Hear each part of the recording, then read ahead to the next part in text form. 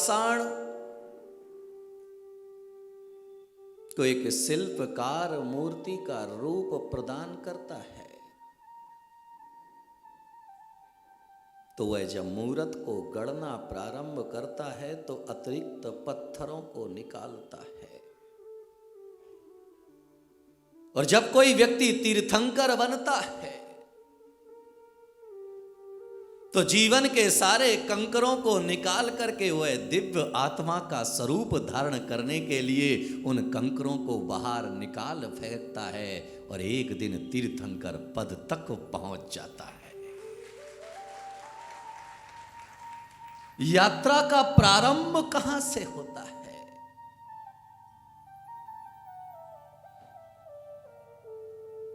यात्रा का उद्भव कहां से होता है?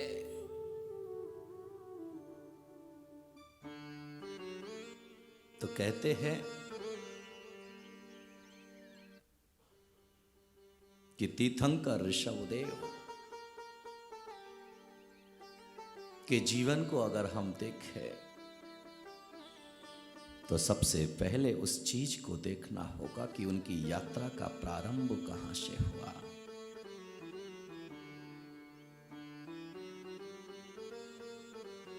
उनके 10 भाव पीछे लौटे और एक एक दृश्य को अपने जीवन में आत्मसात करने की चेष्टा करें।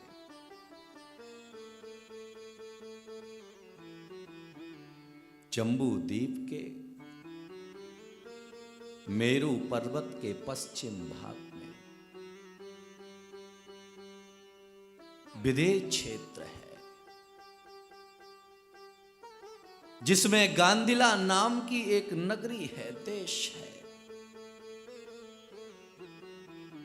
मध्य भाग में विजयार्थ पर्वत है जो चारों तरफ से जो है सुशोभित पेड़ों से आच्छादित है, जहां पर हमेशा दिगंबर मुनियों का विचरण चलता रहता है। और याद में रखिएगा कि जहां जहां भी दिगंबर संतों का विचरण चलता है वह जमीन जमीन नहीं रहती है, वह जमीन तीर्थ का रूप धारण कर लेती है। चाण रिद्धिधारी मुनियों का विचरण है। और उत्तरी की ओर अलका नगरी, जहां के प्रजा पालक धर्म वत्सल अतिवल राजा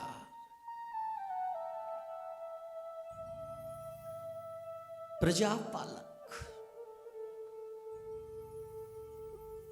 याद में रखिएगा कि राजा वह नहीं होता है जो अपने हित का चिंतन करता है, राजा वह होता है जो प्रजा के हित का चिंतन किया करता है। राजा अतिवल अपनी प्रजा का रक्षण करते थे, संरक्षण करते थे पिता बन करके। उनके दुख और दर्द में साथ थे। मैं हमेशा एक बात कहता हूं कि जिस देश का राजा झोपड़ी में निवास करता है उस देश की प्रजा महलों में निवास करती है, और जिस देश का राजा महलों में निवास करता है उस देश की प्रजा जंगलों में निवास किया करती है। राजा अतिवल ऐसे राजा नहीं थे जिनकी प्रजा झोपड़ी में निवास करे। एक पिता तुल्य धर्मनिष्ठ जीवन को जीने वाले राजा अतिवल और उतनी ही सुलक्षणी उनकी रानी मनोहरा। जैसा नाम था वैसा ही गुण था। नित्य क्रिया तपदान की जिन वाणी विश्वास, पूजा नित्य अरिहंत की करूं प्रोसदे उपवास।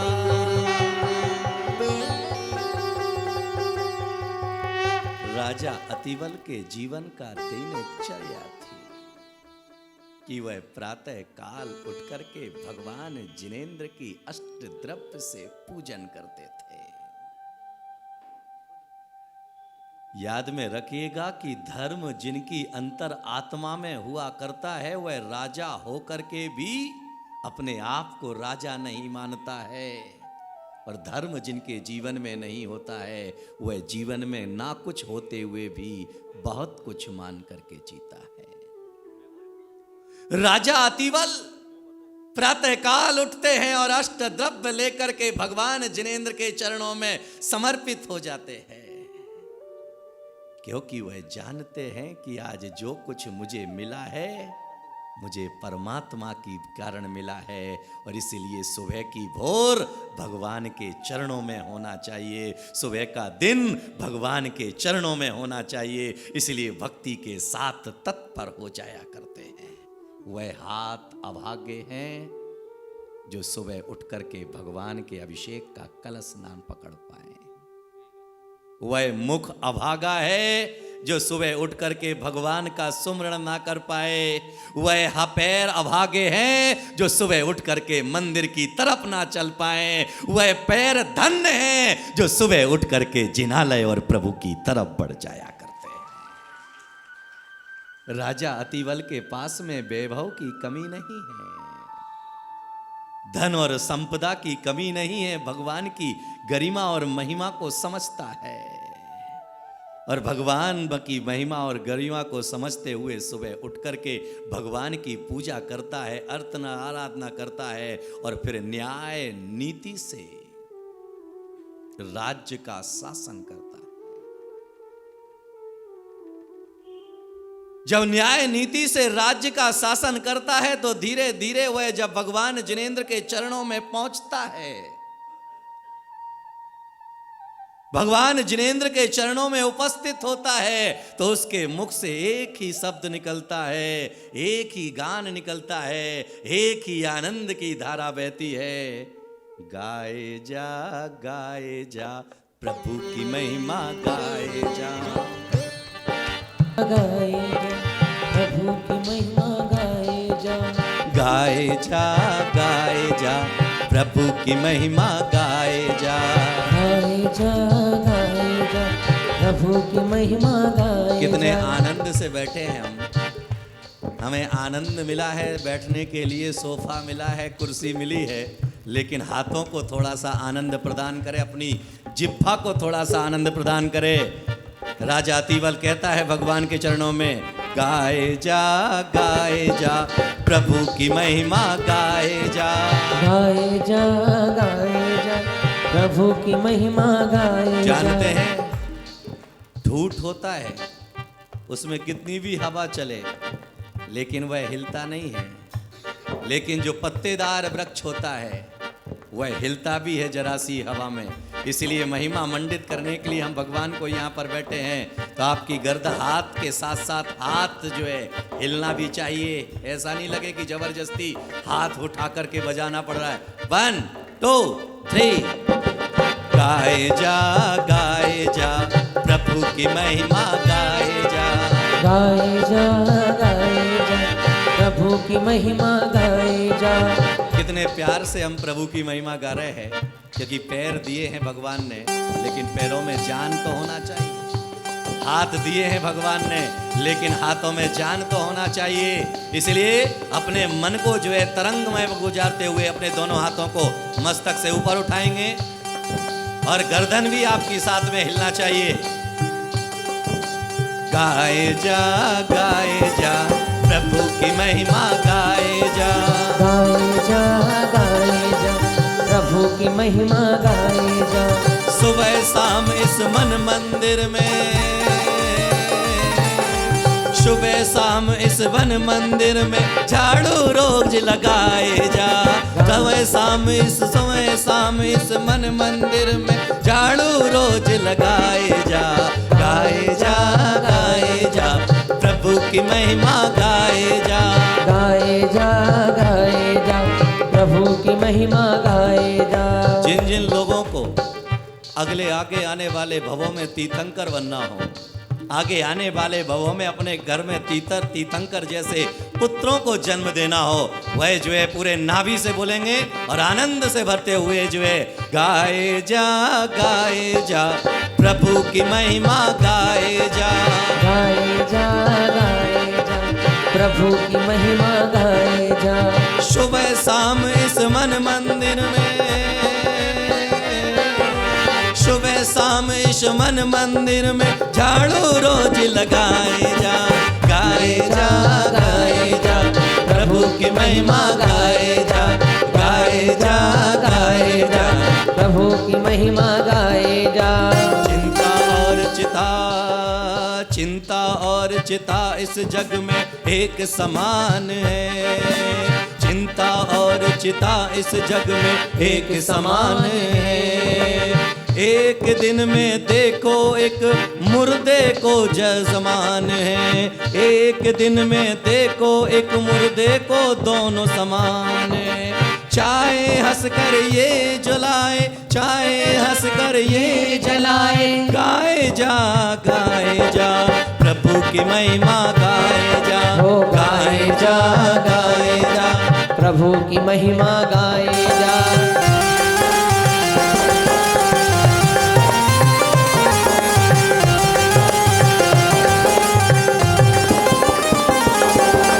राजा अतिवल भगवान जिनेंद्र के चरणों में बैठकर के प्रार्थना करते हैं कि प्रभु चिंता और चिता दोनों ही जलाने का काम करती है।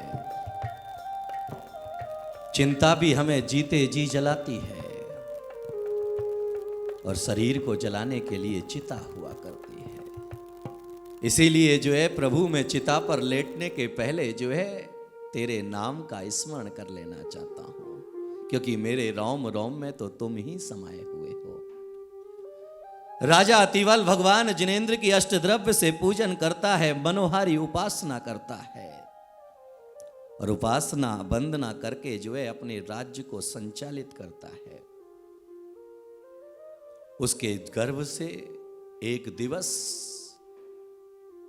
रानी के गर्भ से जो है राजा के यहां पुत्र का जन्म होता है और वह पुत्र असाधारण लक्षणों को लेकर के प्रकट होता है। याद में रखिएगा, साधारण घर में असाधारण लोग नहीं पैदा हुआ करते हैं, असाधारण माता पिता के घर में ही असाधारण बच्चों का जन्म हुआ करता है।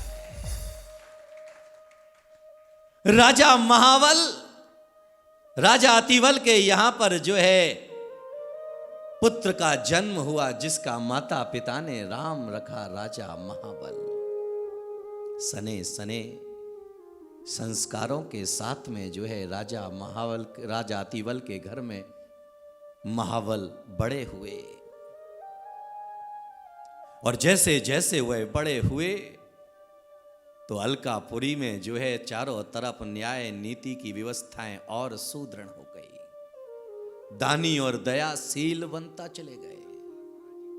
लेकिन एक दिवस राजा अतिवल के मन में विचार पैदा हुआ, यह मेरा बेटा योग्य हो गया है और योग्य हो जाने पर अब मुझे संसार में फंसने की जरूरत नहीं है। अब मैं संसार से मुक्त होकर के अपना भार अपने बेटे को सौंप करके मुझे सन्यास की धारा पर निकल जाना चाहिए।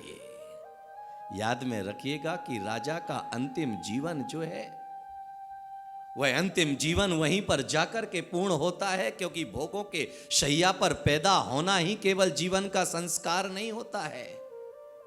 भोगों के बिस्तर पर पैदा होकर के साधना के संस्तर पर मरना जीवन का अध्याय होता है। राजा अतिवल ने जो है अपने बेटे महाबल को जो है अपना उत्तराधिकारी बना करके वन में जाकर के उन्होंने विद्याधरों के साथ में जाकर के दीक्षा को धारण कर लिया, मुनि मुद्रा को धारण कर लिया और इधर जो है राजा महाबल राज्य शासन चलाने लगे, राज्य का प्रशासन चलाने लगे, राज्य को निरंतर आगे बढ़ाने लगे। एक दिवस जो है उनके जन्मोत्सव की वर्षगांठ आती है तो चारों तरफ जो है नृत्य होता है, गायन होता है, संगीत होता है। राजा महाबल के 4 मंत्री थे। वह चारों मंत्री जो है उस जन्मोत्सव में सम्मिलित होते हैं। अद्भुत छटा वहां पर जन्मोत्सव की बिखरती है और अद्भुत छटा बिखरने के बाद में वहां पर ज्ञान सभा का आयोजन होता है। याद में रखिएगा कि केवल जो है हास्य और विनोद ही नहीं, वहां पर ज्ञान सभा का आयोजन होता है। और ज्ञान सभा के में आयोजन में जो है 4 मंत्री हैं राजा महाबल के, लेकिन उसमें जो है 3 मंत्री मिथ्या दृष्टि हैं और 1 मंत्री सम्यक दृष्टि है।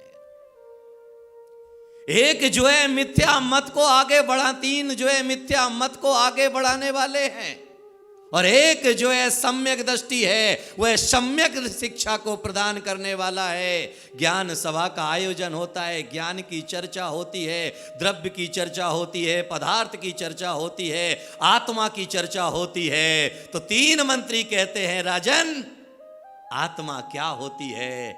जियो, खाओ पियो और मजा करो। ये वैभव हमें मिला है, इस वैभव का उपयोग करो। तो स्वयं बुद्ध मंत्री कहता है राजन, ये जीवन केवल भोग विलासताओं में बिताने के लिए नहीं मिला है, ये जीवन मिला है हमें आत्म कल्याण करने के लिए। इसलिए ज्ञान आराधना भी होना चाहिए, चारित्र की उपासना भी होना चाहिए, चारित्र की वास्तु स्थिति भी दर पर रखी जाना चाहिए। चर्चा चलती है, चर्चा चलती है, चर्चा के चलते चलते जो है राजा महाबल ने मंत्री से पूछा कि मंत्रीवर ये बताओ, हमारे कुल में कौन कौन से राजा हुए? कार्यक्रम प्रस्तुति दिगंबर जैन जागरण युवा संघ रजिस्टर्ड मुंबई, केंद्रीय कार्यालय 305 रानी सती मार्ग मलाड ईस्ट मुंबई 97। अपने परिवार की ओर से मुनिश्री के कार्यक्रम का प्रसारण के लिए संपर्क करें 9065330031। बैंक विवरण दिगंबर जैन जागरण युवा संघ, सेंट्रल बैंक ऑफ इंडिया, खाता संख्या 3424988837, IFSC CBIN 0280454।